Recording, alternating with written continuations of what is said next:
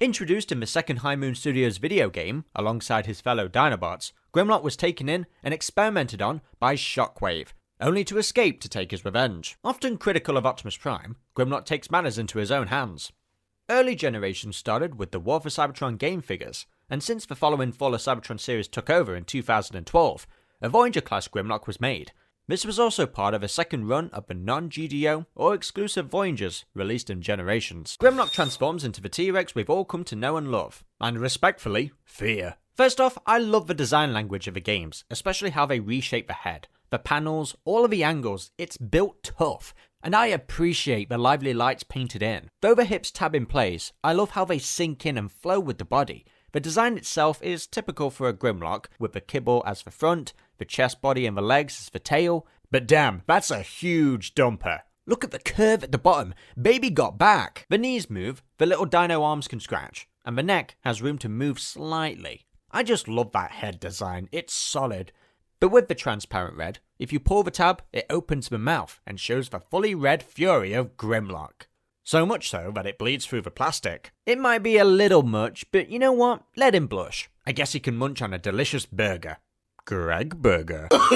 Too bad all the guts got scooped out, but if I don't care for the jet kibble, why should I be mad now? As for the weapons, they simply store on the hips. The mighty Grimlock might not be everyone's cup of tea, excluding third party. I would like to see a new one, but I do like this particular design. Robot mode. I don't know about the Jimmy Loch Ness monster. On one hand, the shape is mostly right with the bold chest, the cybernetic circuitry guts on display, sweet abs, armoured boots, and the big round shoulders. He's handsome, but that only gets you so far. I'm normally not against hollowness, but the inner shoulders just don't work for me. The knees have this weird give, so it doesn't properly work into place, and the backpack sticks out while not fully filling the chest. I guess I shouldn't be too harsh. The head, on the other hand, looks good. I love the battle mask that points to the chin. The overall shape and the burning transparent eyes behind the charcoal helmet. Did somebody say articulation? Ball jointed head, shoulders out and in, forward and back, rotation, elbow bend, wrist rotation, hips out and in, forward and back, rotation, and knee bend. Posability would have been fine if it weren't for the nagging problems. And not just the knees, the ratcheted shoulder is way too tight. And with how open the mushroom joint is, I feel it's stress on my copy.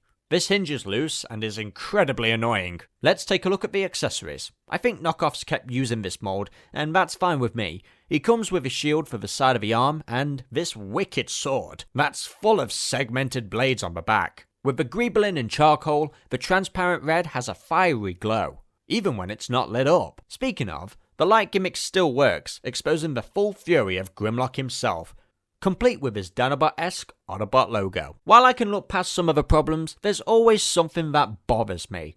I know I play down the hollow underbelly of the beast, but it makes the supposed tough, strong and furious creature seem light and kind of empty.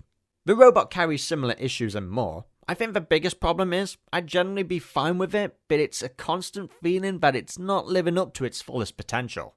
That's not to say it's bad. I'm glad to have this version of Grimlock, but just know what you're getting. Modern leaders stopped using the light gimmicks, and then this guy comes in like Iron Man.